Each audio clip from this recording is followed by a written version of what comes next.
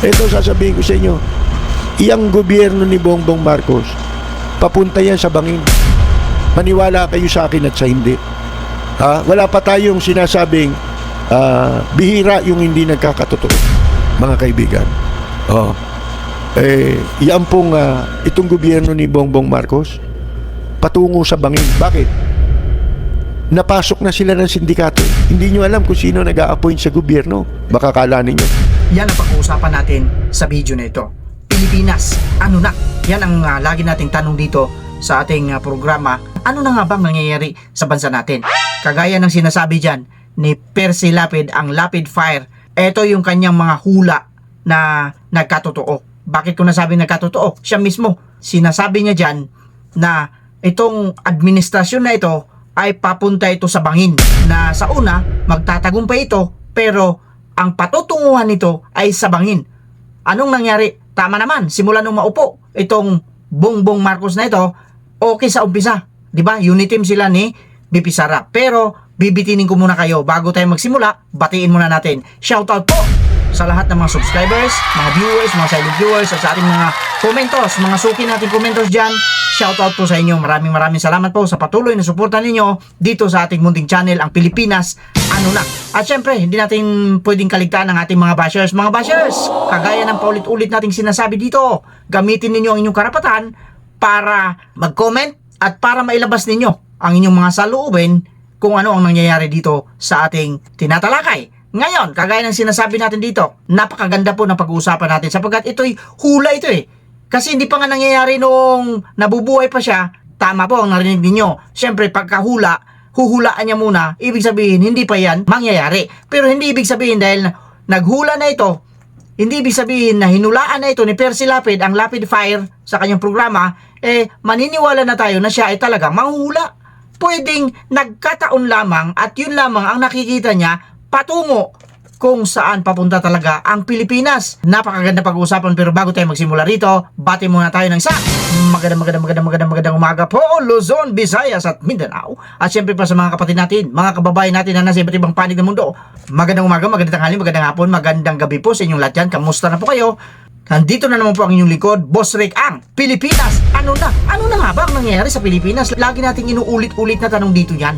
Kung ano ang nararamdaman ninyo at ano ang nakikita ninyo sa ating bansang Pilipinas, pwede kayong sumali, mag-comment kayo dyan sa baba. Eto na, bago tayo magpatuloy, bago natin bigyan ng malupitang reaksyon, mas mabuting panoorin natin ang video at doon tayo magsisimula kung ano ang i-react natin at kung ano ang sasabihin natin dito. Ngayon, kung ready na kayo, panoorin muna natin ang video. Ito si Percy Lapid sa kanyang hula. Baka kala ninyo.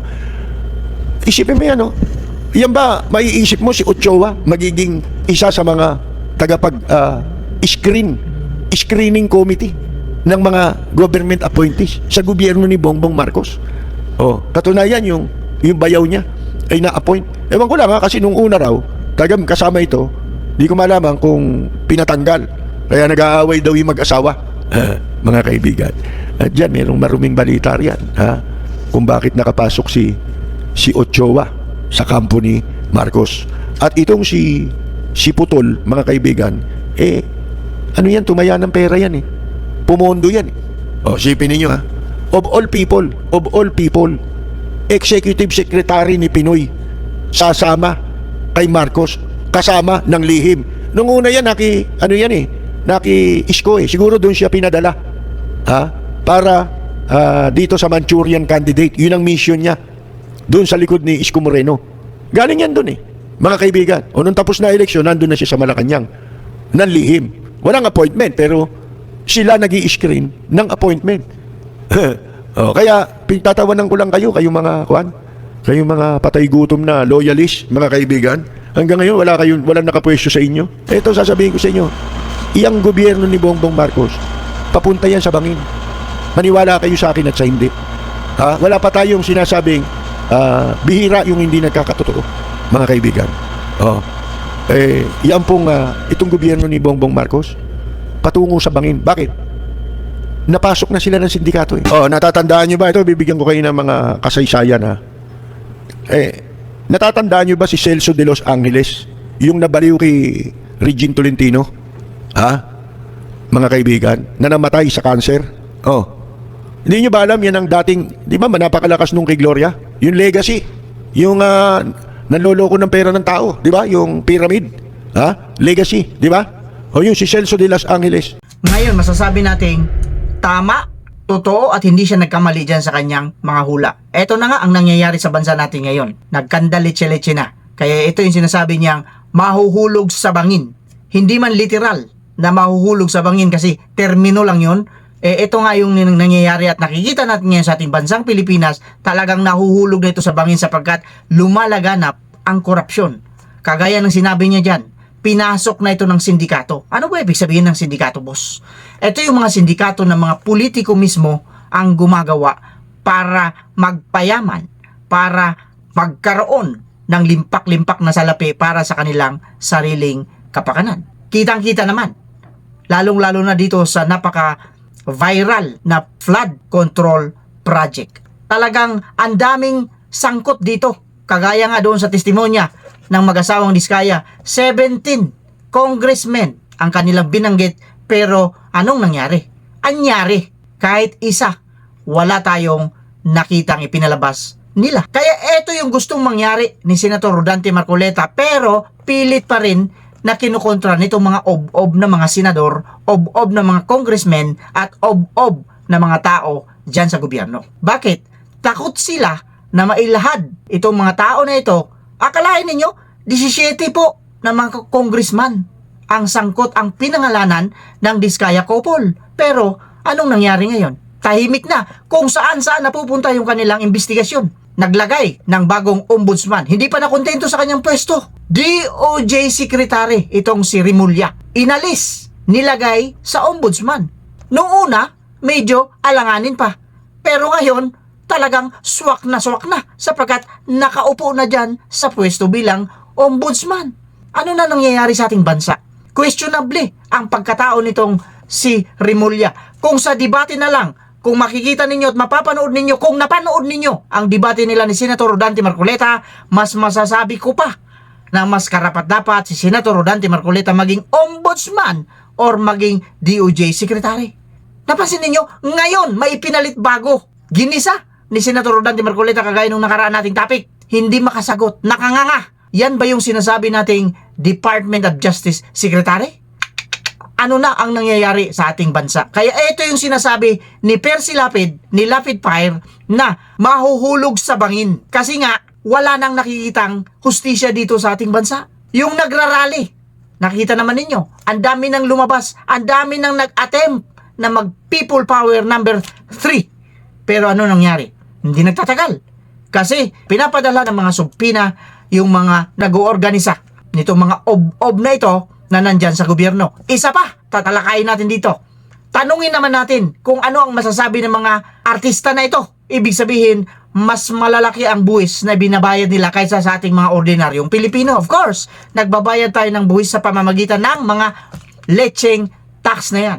Every time na bumili ka, kahit anong bilhin mo, may tax lagi yan. Lalo na yung mga mahihilig sa mga pagkain. May tax lagi yan. Nag-go-grocery ka, bibili ka sa tindahan, may tax pa rin yan. Papaliwanag ko lang sa inyo kung bakit kasali tayo ritong maliliit na mamamayang Pilipino. Briefly lang, papaliwanag ko sa inyo para maintindihan po ng taong bayan na ikaw mismo, opo, ikaw mismo, na isang Juan de la Cruz, nagbabayad ka kahit na asin at kung ano-ano lang ang binibili mo. Kasali ka po sa nagbabayad ng tax. Bakit? Yang store na pinagbilhan mo, yang sari-sari store na pinagbilhan mo, saan bumibili yan? Doon sa malalaking grocery.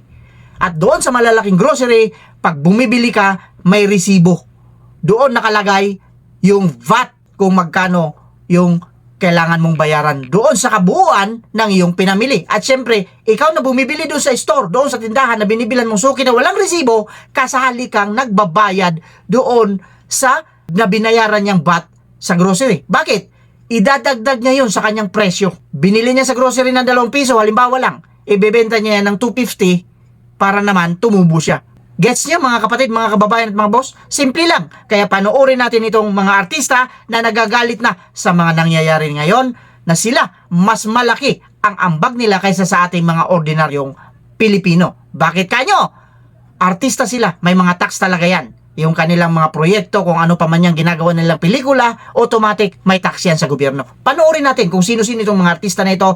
Let's watch this. 2.7 million, isang araw lang kinukurakot. Ano nangyari? Natago nyo to? Parang hindi ako makapaniwala na ganun kalaki yung amount. Yung utang natin napakarami na, 17 trillion. O po sana umila ng konsensya natin pag tayo po yung nabuking na. Kailangan nating maintindihan kung bakit tayo magmamahal ng isang bansa para may magawa talaga tayo. Honest kami kung magbayad ng taxes. Kung saan-saan na lang tayong mga pinaghirapan.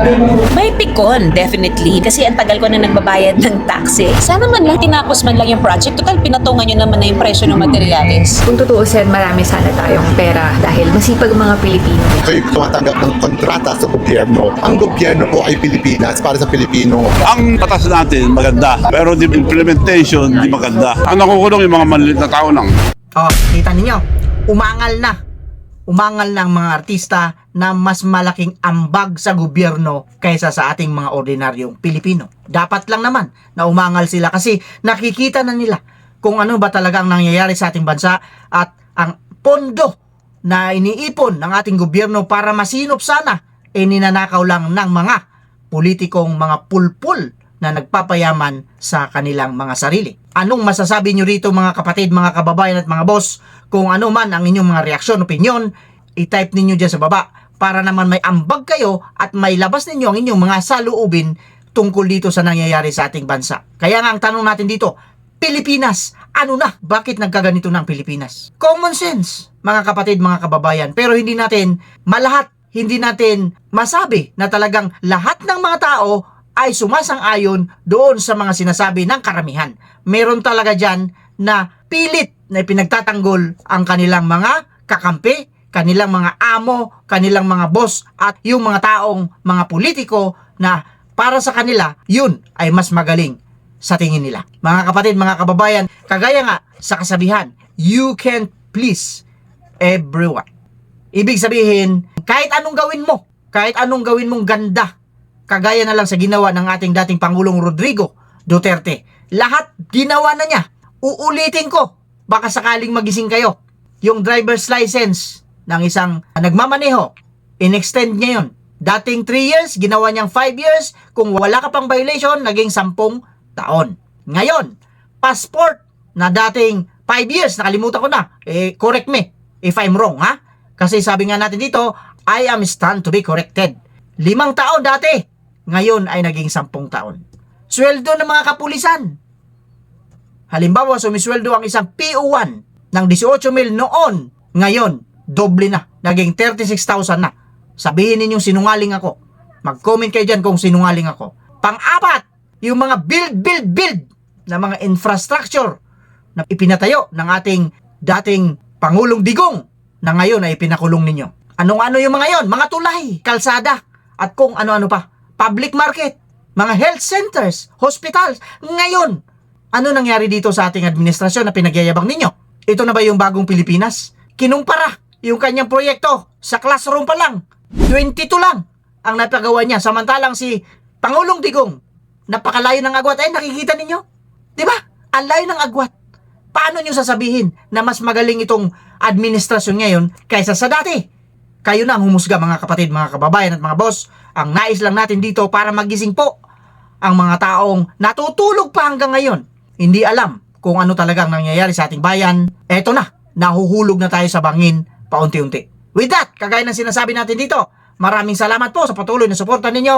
Mag-iingat po tayong lahat dito. Pwede na lang sa mga taong ob-ob.